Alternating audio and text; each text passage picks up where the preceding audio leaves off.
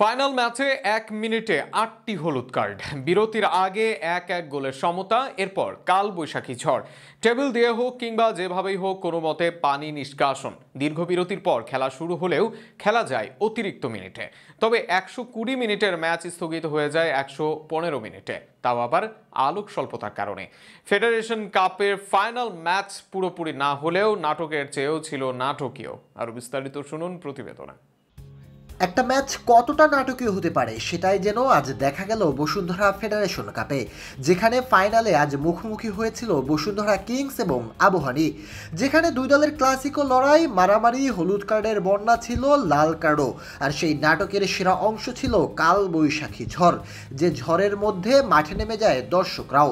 আবার সেই মাঠ থেকে পানি নিষ্কাশন হয়েছে আশ্চর্য সব উভয়ে, অথচ খেলার 15 মিনিট বাকি থাকতেই খেলা হলো স্থগিত, তাও আবার আলো স্বল্পতার কারণে। এবার ডিটেলসে আসা যাক।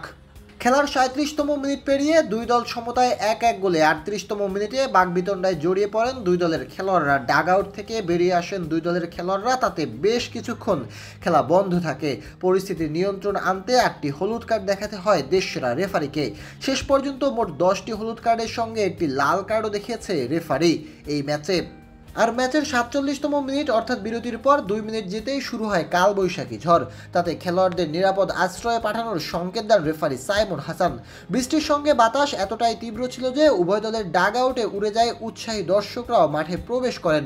পরে স্বেচ্ছাসেবক দল মাঠে নেমে পরিস্থিতি নিয়ন্ত্রণে আনেন এবং মাঠ খালি করেন। সব মিলিয়ে তখন ম্যাচ বন্ধ ছিল 1 ঘন্টারও বেশি। এরপর খেলা গড়ায় অতিরিক্ত সময়ে। তবে অতিরিক্ত সময়ের প্রথমার্ধে লাল কার্ড দেখে বসুন্ধরা কিংসের ফাহিম।